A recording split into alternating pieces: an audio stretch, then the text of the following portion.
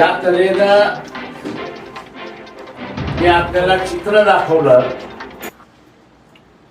की दिल्ली पोलिसांनी छर्रे वापरलेत, अंगामध्ये घुसलेले आहेत. युनायटेड नेशनने असे छर्रे तुम्हाला वापरता येणार नाही अशी बंदी घातल्यानंतर सुद्धा दिल्ली पोलीस हे छर्रे वापरते. पाण्याचे फवाऱ्यांनी असणारा पुराणा त्या ठिकाणी विद्यार्थ्यांना त्या ठिकाणी मारलं जात आहे.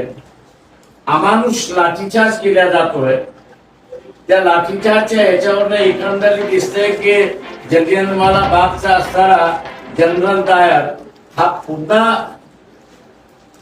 जन्माला आलाय का आणि त्याची ही कृती आहे का अशी त्या ठिकाणी दिसते.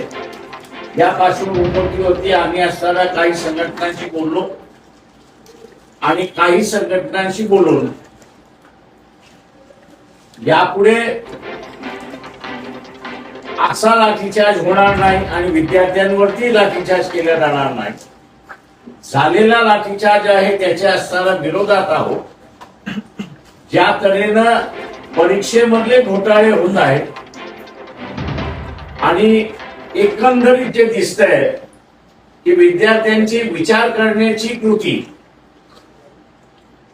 आणि निर्णयाला येण्याची कृती ही शिक्षणाच्या माध्यमातून परीक्षेच्या माध्यमातून होते, तिलाच कुठेतरी कृतीत घालण्याचा असताना कामकाज त्या ठिकाणी चाललंय. अशिक्षित ठेवणं हा जो एक भाग या सरकारचा राहिलेला आहे आणि लोक अशिक्षित राहिली तर आपली सत्ता कायम राहील असा जो एक आभास निर्माण केला जातोय त्याच्या विरोधातला हा 23 जुलैचा बंद त्या ठिकाणी आम्ही जाहीर केलेला आहे.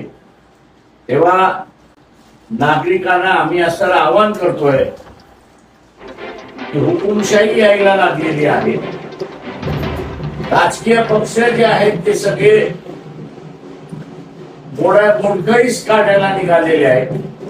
अशा वेळेस सामान्य माणसाने रस्त्यावरती येऊन आपला असणारा मन आणि आपली असणारी भूमिका त्या ठिकाणी मांडली पाहिजे. बंदच्या माध्यमातून ही आपला मेसेज त्या ठिकाणी जातो अशी मी अपेक्षा त्या ठिकाणी धरतो आणि सामान्य माणूस सुद्धा हा या आंदोलनामध्ये 23 तारखेच्या बंदामध्ये मोठ्या प्रमाणात सहभागी होईल असं मी त्या ठिकाणी मानतो.